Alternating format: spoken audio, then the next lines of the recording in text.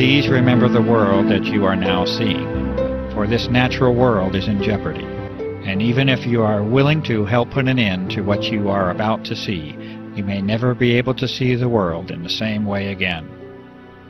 In the early part of 1999, an immense operation began, an operation using aircraft that many of us will find difficult to accept. This operation involves a dispersal of massive amounts of fine materials into the atmosphere, and the implications of these actions are grave and far-reaching, and they strain the limits of understanding. There will be counterclaims to the evidence that is presented within this film, and you will be told that all is normal and as it should be. You will be told that there is nothing to be concerned about, and that all is as it has always been. Your eyewitness accounts will be dismissed as unreliable.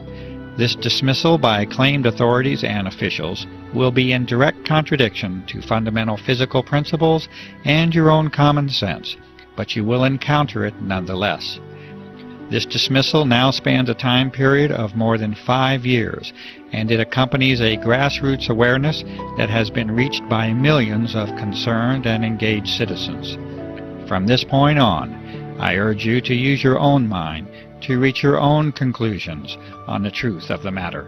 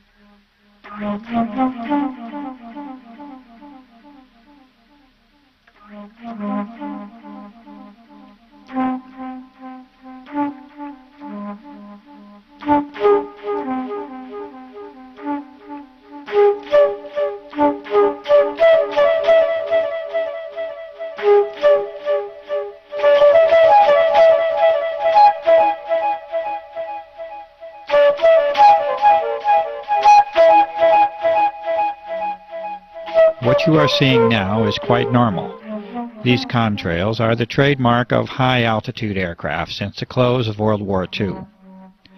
You notice that the condensation disappears fairly quickly, much like your breath on a cold winter day.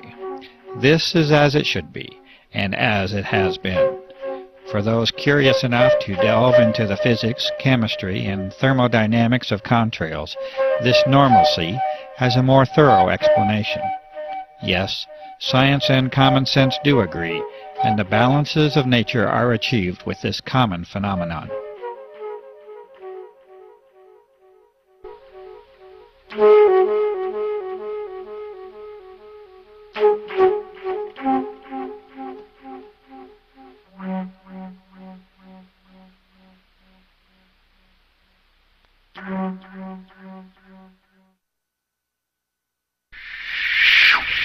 And now we must take a different turn, a turn to explore an unusual world that now surrounds us, and yet a world that many of us remain unaware of. The atmosphere of this planet has been changed, and you are now being introduced to one of the main causes of that change. The aircraft at the upper portion of the screen is leaving a normal contrail, and it vanishes as any trail of water vapor is expected to. But beneath it you see an aircraft emission that is stationary, thick, continuous, and persistent, and it must eventually be concluded that it is not primarily water vapor. The environmental conditions for each trail are not exceptionally different from one another, and yet the result and impact from each trail is entirely different. The only logical way this can occur is if the trails themselves are very different from one another, and indeed they are. The majority of the footage that you are now seeing has been filmed in the high desert regions of New Mexico. This is an arid environment, with very low humidity levels. It is, in fact, a classic region for conventional contrail formation.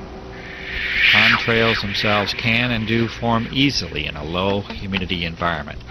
In the past, the passing of a short-lived contrail in the high, clear desert sky was an innocuous and frequent occurrence. Cold and dry conditions, exactly those conditions that are normally found in the upper atmosphere, are extremely favorable to contrail formation.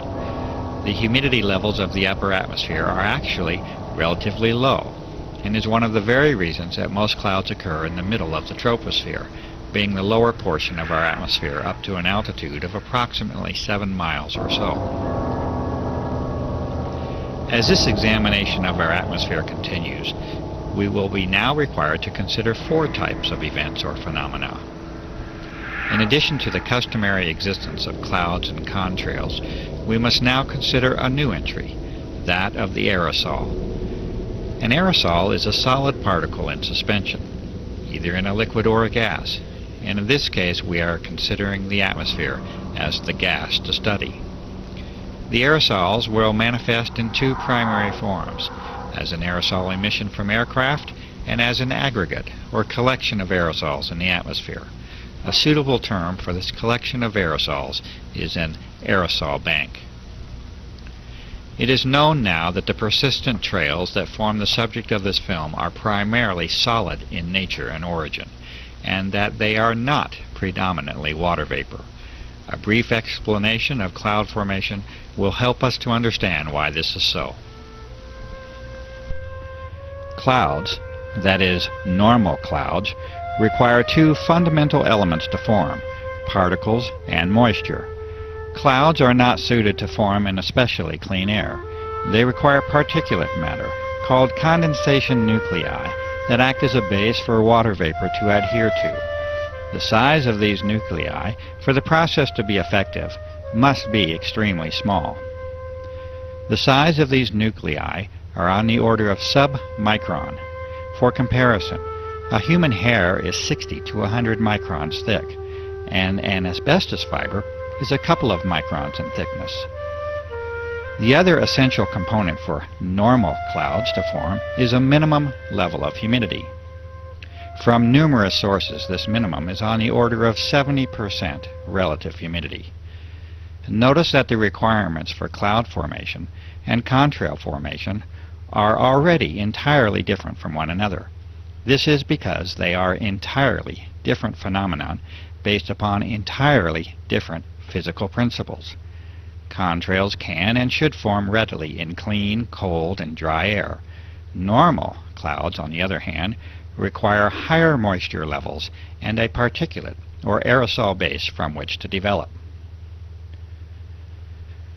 The radical transformation of our sky as a direct result of aircraft activity now forces us to address an entirely new set of conditions.